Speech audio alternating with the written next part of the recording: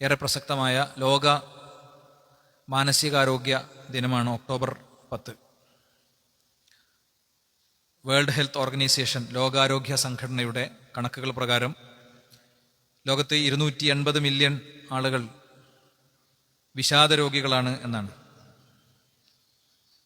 2019 കണക്ക് പ്രകാരം 290 മില്യൺ കേസുകൾ റിപ്പോർട്ട് ചെയ്യപ്പെട്ടിട്ടുണ്ട്.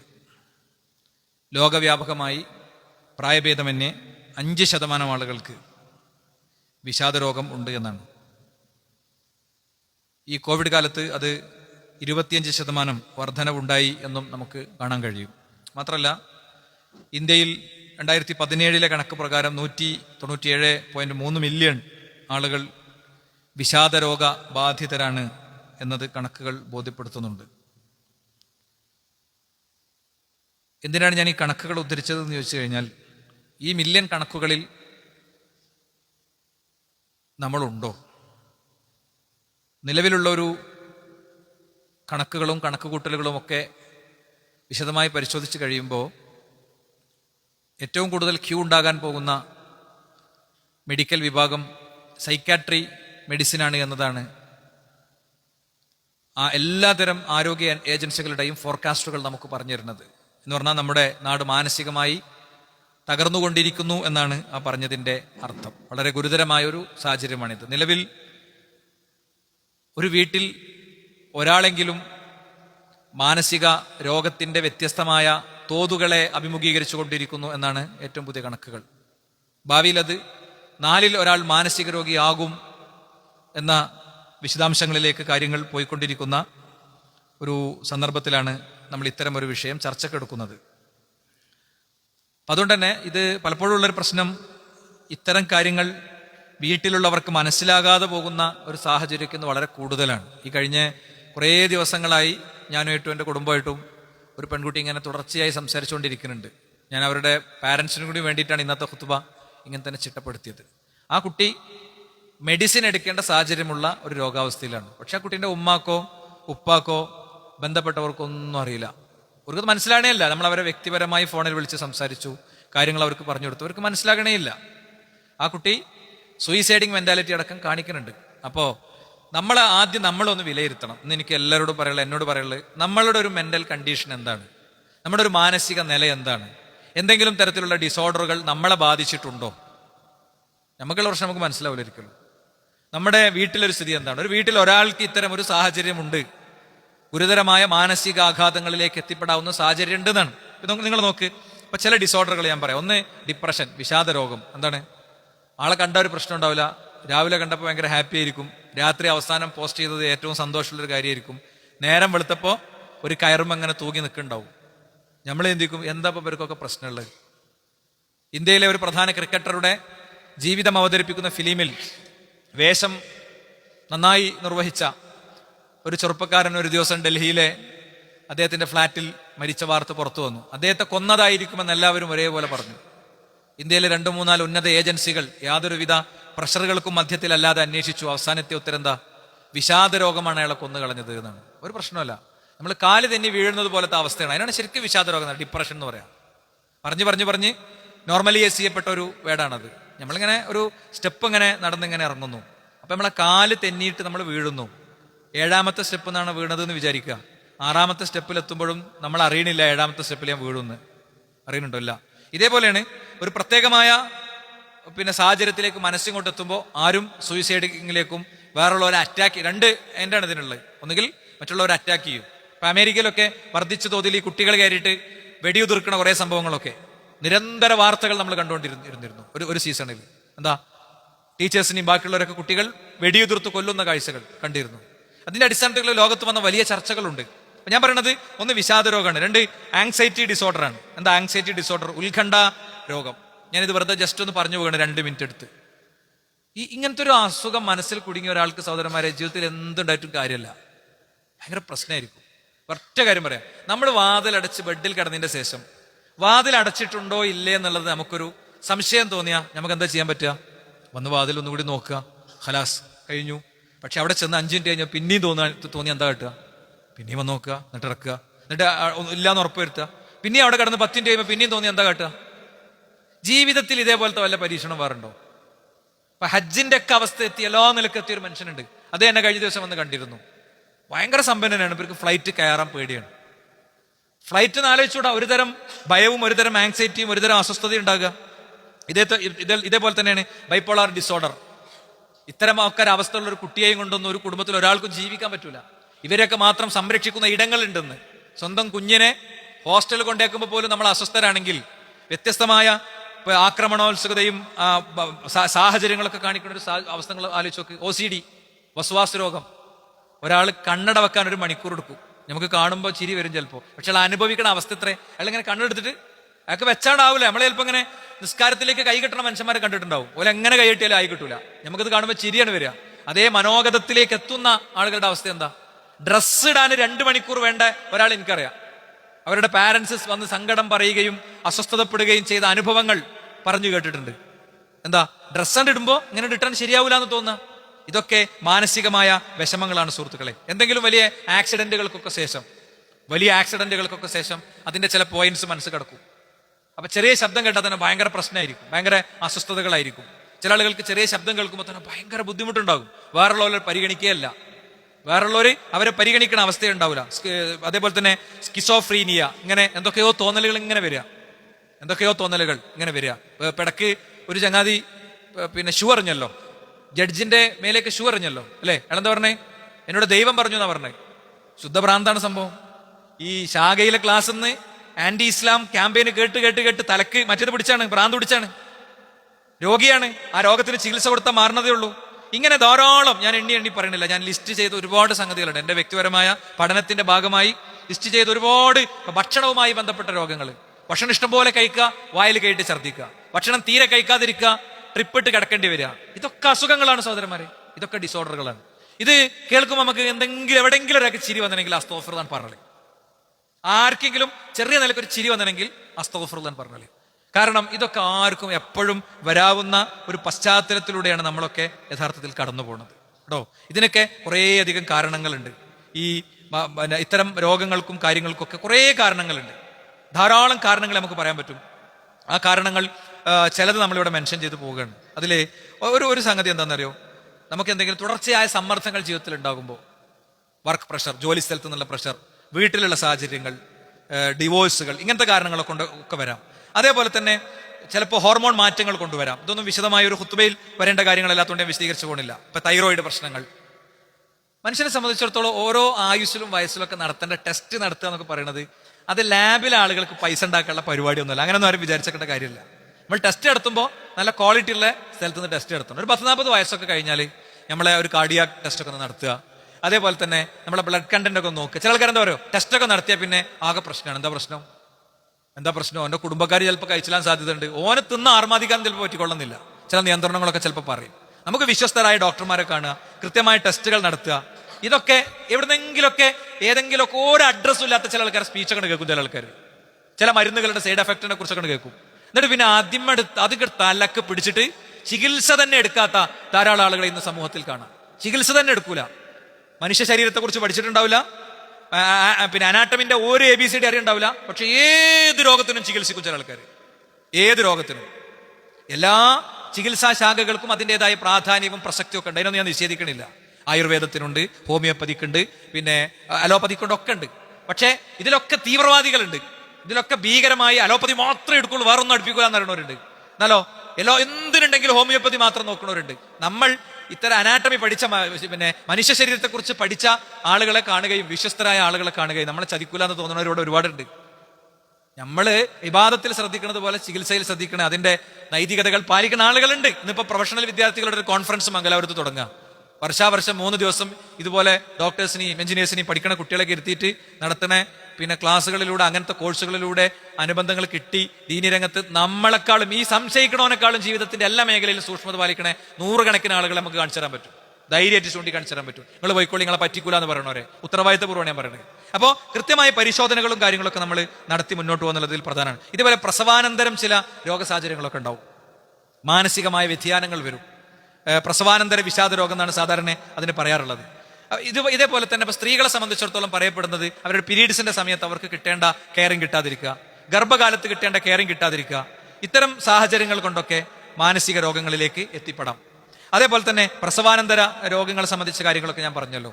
അപ്പോൾ വ്യത്യസ്തമായ തോതിൽ ഇത് വരുന്നിടത്ത് വലിയ റോള് നിർവഹിക്കുന്ന ഒന്നാണ് സോഷ്യൽ മീഡിയയുടെ ഉപയോഗം. സോഷ്യൽ മീഡിയയുടെ ഉപയോഗം കൊണ്ട് തല കിലുങ്ങിയ കുറേ മനുഷ്യന്മാർ നാട്ടിലുണ്ട്. അതിനാ അങ്ങനെ തന്നെ പറയുള്ളൂ കേട്ടോ.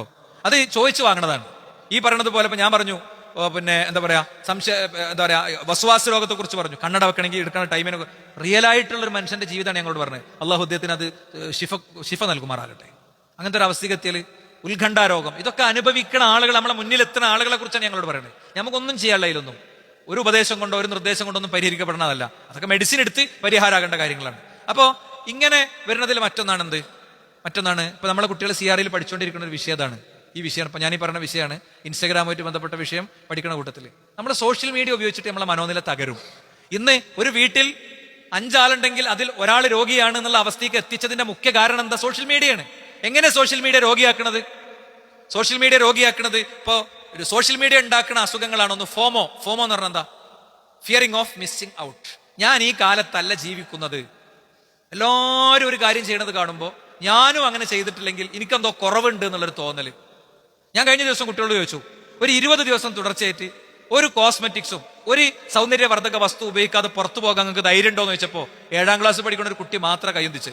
വേറെ ആരും നമ്മളെ ഇവിടെ ഇരിക്കുന്ന പാരന്റ്സിനോട് ഞാൻ പറയാണ്, നിങ്ങൾ അവരെ കുറ്റപ്പെടുത്തിയിട്ട് കാര്യമില്ല. അവരെത്തി നിൽക്കുന്ന ഒരു മാനസിക സാഹചര്യമാണത്. എന്താ? തൊലിയെ അങ്ങനെ അവതരിപ്പിക്കുകയാണ്. ഇവിടുത്തെ ഈ കമ്പനികൾ ലോകത്തെ മൊത്തം ഈ യുണൈറ്റഡ് നാഷണൽ ഓർഗനൈസേഷനിൽ പിന്നെ രജിസ്റ്റേർഡ് ആയിട്ടുള്ള അല്ലെങ്കിൽ അംഗീകരിച്ചിട്ടുള്ള അവിടുത്തെ രാഷ്ട്രങ്ങളിൽ ഒരു വർഷം മൊത്തം ഇറക്കുന്ന വിദ്യാഭ്യാസ ചെലവുകളെ കുറിച്ച് അപ്രോക്സിമേറ്റ് കണക്കുണ്ട്. ചോക്ക് മുതൽ അധ്യാപകന്റെ ശമ്പളം വരെയും ബെഞ്ച് മുതൽ അവിടുത്തെ കമ്പ്യൂട്ടർ വരെയുള്ളതിന്റെ അതിനെ നമുക്ക് എന്ത് പറയാം, അവിടുത്തെ സൗകര്യങ്ങൾ, സംവിധാനങ്ങൾ എന്ന് പറയാം.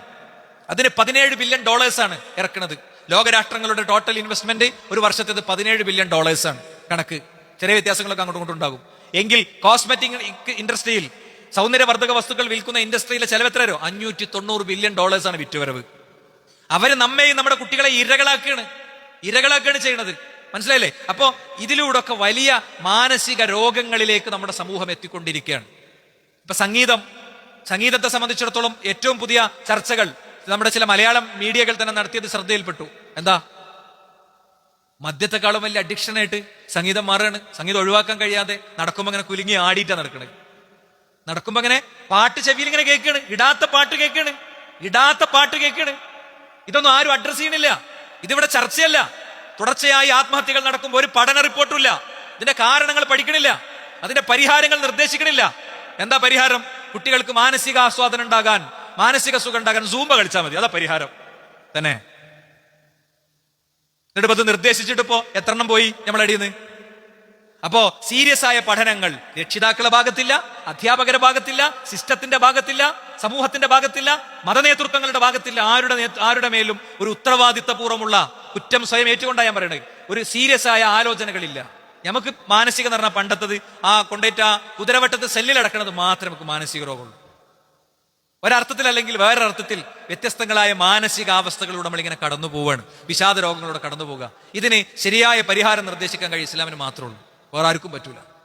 ഇസ്ലാം മനുഷ്യന്റെ മനസ്സിന് ശരിയായ നിയന്ത്രണത്തിന്റെ ഒരു അവസ്ഥ സൃഷ്ടിച്ചു കൊടുക്കും. നമ്മൾ ജീവിതത്തിൽ നിരന്തരം ചെയ്യേണ്ട ചില കാര്യങ്ങൾ എണ്ണി പറഞ്ഞ് നമ്മൾ ഇന്നത്തെ വിഷയം അവസാനിപ്പിക്കും. അതിലൊന്നെന്താ അറിയോ?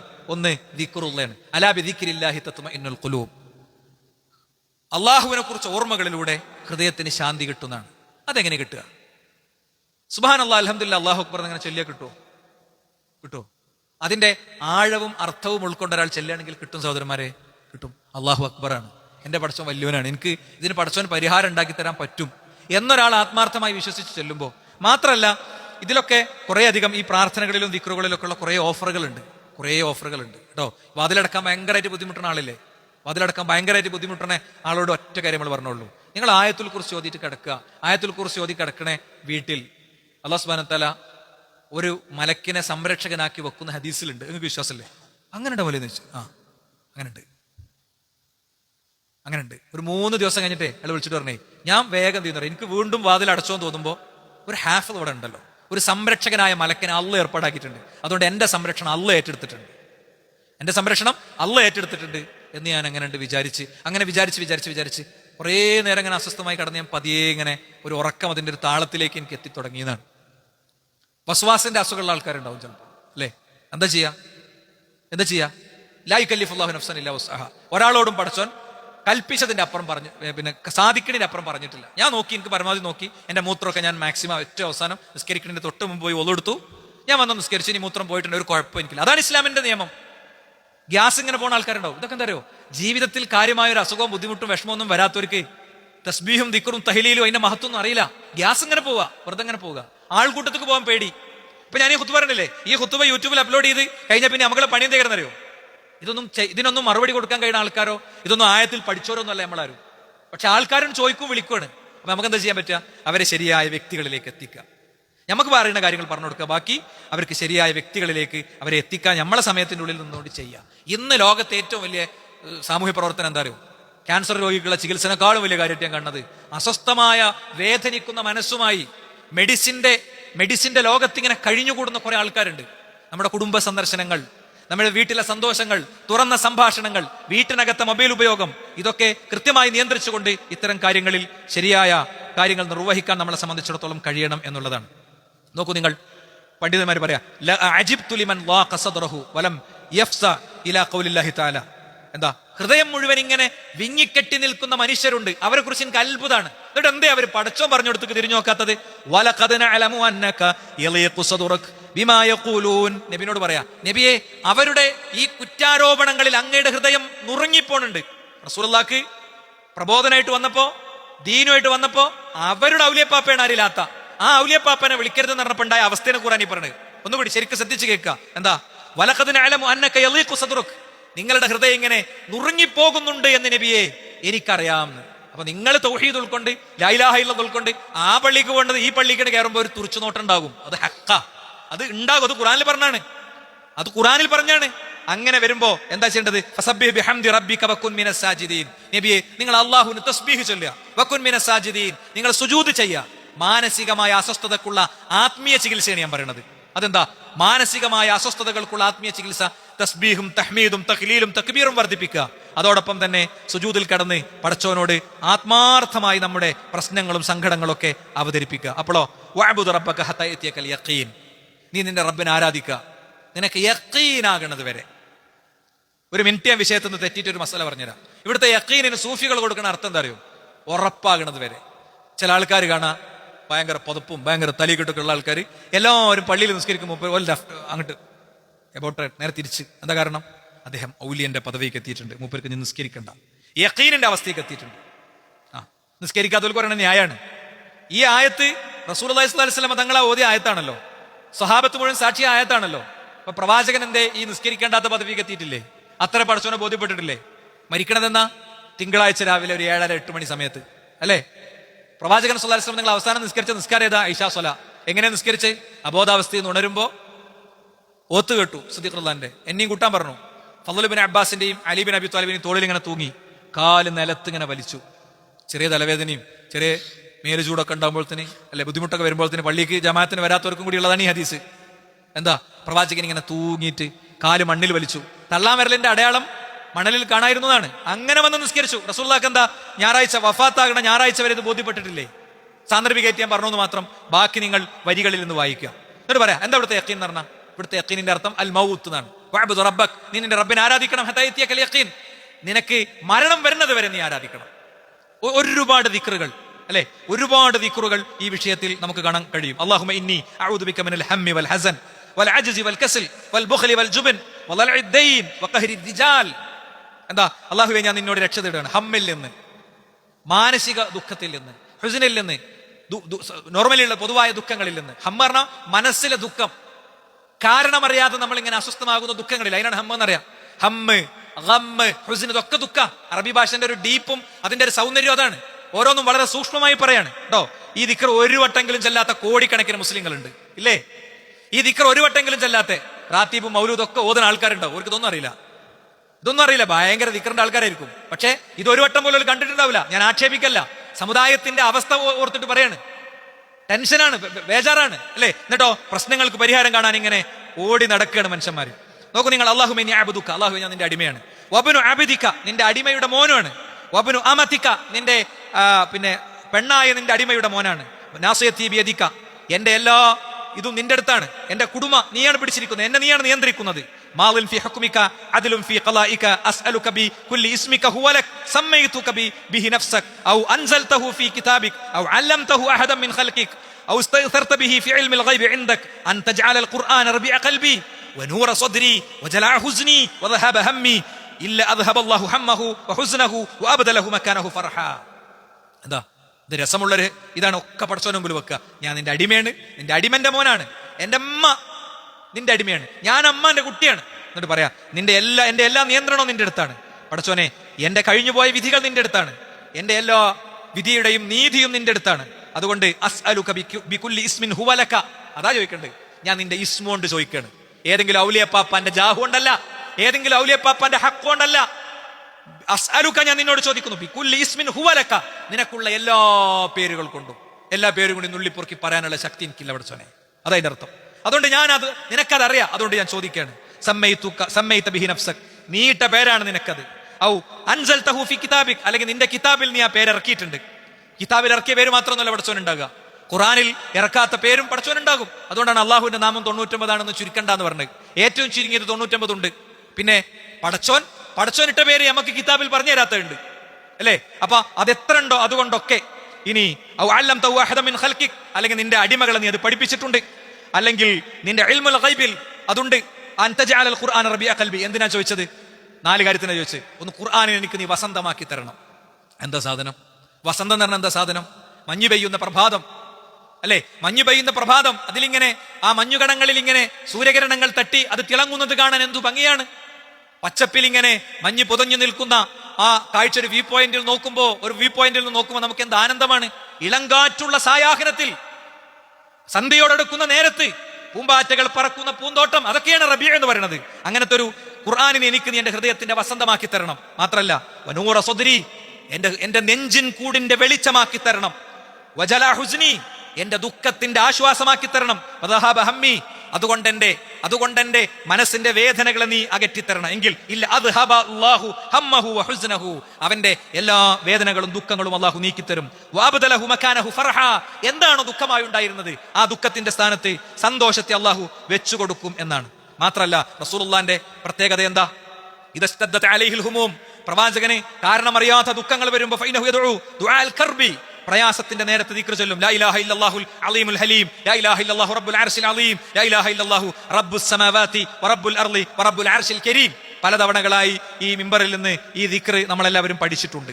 അപ്പോ മാത്രല്ല, നിങ്ങൾ നോക്ക്, ഒന്ന് നമ്മൾ ദിക്റ പറഞ്ഞ് അല്ലെ, ദിക്റ പറഞ്ഞ് പേരെടുത്ത് പടച്ചോൻ പഠിപ്പിച്ച ദിക്റുകൾ തന്നെ ഇഷ്ടം പോലെ ഉണ്ട് സുഹൃത്തുക്കളെ. ചൊല്ലിയ തീരാത്തത്ര ദിക്റുണ്ട്. അപ്പൊ പിന്നെ അങ്ങനെ ഇങ്ങനെ ഈ കെട്ടുണ്ടാക്കിയ ജാതി സാധനങ്ങളുണ്ടല്ലോ, 333, 444, ഞാൻ നിങ്ങൾക്ക് വീഡിയോ അയച്ചു തരും. ഇത് പ്രൊമോട്ട് ചെയ്യുന്ന ആളുകൾ തന്നെ സംവാദ വ്യവസ്ഥകളിൽ പറഞ്ഞെന്താ, ഞങ്ങൾക്കതൊരു ബന്ധമല്ല എന്നാ, ഞങ്ങൾക്കതൊരു ബന്ധമല്ല, ഞങ്ങൾക്കത് അറിയില്ല എന്നാ പറഞ്ഞത്. അറിയില്ല എന്ന് അവർ പറയുന്ന ഒരു മനുഷ്യൻ വരികയാണ്. ഇത് കേട്ടപ്പോ ആ സദസ്സെന്ന് അയാൾ വന്നിട്ട് ഉയർത്തി കാണിക്കണം, ഉസ്താദേ ഇത് എന്റെ വല്യമ്മ എപ്പോഴും ഓതുനോടത്തൊന്ന് വാങ്ങിക്കൊണ്ടെന്നതാ ഞാൻ, ഇതിലുള്ളതൊക്കെ തെറ്റാണോ അല്ലേന്ന് മൂപ്പര് പറയില്ല, പക്ഷെ അതുമായിട്ട് ഞങ്ങൾക്ക് ബന്ധമല്ല എന്ന് മൂപ്പര് പറയും. യൂട്യൂബിലുണ്ട് വീഡിയോ ഞങ്ങൾക്ക് എടുത്ത് കാണാം കേട്ടോ. സംശയമുള്ളവർ എന്നെ ബന്ധപ്പെട്ടാൽ അവർക്ക് ഞാൻ അയച്ചു തരും. ഇനി നിങ്ങൾ നോക്ക്, രണ്ടാമത്തെ പരിഹാരം എന്താ പറയുന്നത്? നിസ്കാരമാണ്. റസൂലുള്ളാഹിക്ക് എന്തെങ്കിലും വിഷമം വന്നാൽ വേഗം നിസ്കരിക്കും. വേഗം സിഗരറ്റ് എടുത്ത് കത്തിക്കുന്നല്ല, പിന്നെ റസൂലുള്ളാഹി വേഗം നിസ്കരിക്കും, സുജൂദിൽ കിടക്കും. സുന്നത്ത് നിസ്കാരത്തിൽ നിങ്ങൾ സുജൂദിൽ നിങ്ങൾക്ക് അറബിയിലുള്ള വാചകം അറിയില്ലെങ്കിൽ നിങ്ങൾ മലയാളത്തിൽ പറഞ്ഞോളി. സുന്നത്ത് നിസ്കാരത്തിൽ പടച്ചോനെ എന്ന് പറഞ്ഞാൽ വിളിച്ചാൽ കരയാൻ നമുക്ക്. ഇനി നിസ്കരിക്കണം എന്നില്ല, സുജൂദിൽ വീണ് ഒദു ചെയ്ത് സുജൂദിൽ വീണ് പറയാലോ. ഇതൊക്കെ ആരാ ചെയ്യല്? ഇതൊക്കെ ഉണ്ടായിട്ട് പരിഹാരം നമുക്ക് വേഗം വേണ്ടത് കുറുക്കു വഴിയാ. എന്തെങ്കിലും ഒരു സാധനം എഴുതി കണ്ട് ഇവിടെ കെട്ടുക, അതിമ തീരുന്ന വിചാരം. ഉമർ ബിൻ ഖത്താബ് ഒരു മനുഷ്യനെ കണ്ടു. എന്താണ് ഈ കാണിച്ചു വെച്ച്? ഉമർ ബിൻ ഖത്താബ് അല്ല, അദ്ദേഹത്തിന്റെ മോൻ അബ്ദുല്ലാഹി ഇബ്നു ഉമർ കണ്ടു. എന്താ ഈ കാണിച്ചു വെച്ചതെന്ന് വെച്ചപ്പോ അയാൾ പറഞ്ഞു, എനിക്ക് ഈ ക്ഷയത്തിന്റെ അസുഖമുണ്ട്, അത് മാറാൻ വേണ്ടിയിട്ടാണ്. എങ്കിൽ നിനക്കിതുകൊണ്ട് ക്ഷയം വർദ്ധിക്കേ ചെയ്യുള്ളൂ. 40 ദിവസത്തെ നിസ്കാരം എടുക്കൂല പടച്ചോനെ, 40 ദിവസത്തെ നിസ്കാരം എടുക്കൂല, നിന്റെ അമല് തകർന്നു പോകും. ഇത്ര കൃത്യമായിട്ട് പഠിപ്പിച്ചതാ. 10 പരിഹാരങ്ങൾ ഇവിടെ ഞാൻ നോട്ട് ചെയ്ത് വെച്ചിട്ടുണ്ട്. 2 കാര്യങ്ങളാണ് നമ്മൾ പറഞ്ഞത്. മാനസിക അസ്വസ്ഥത അനുഭവിക്കുന്നവർക്കുള്ള ആശ്വാസത്തിന്റെ വഴികളാണ് പറയാൻ ശ്രമിക്കാൻ. ബാക്കി കാര്യങ്ങൾ അള്ളാഹു സ്വീകരിക്കുമാറാകട്ടെ.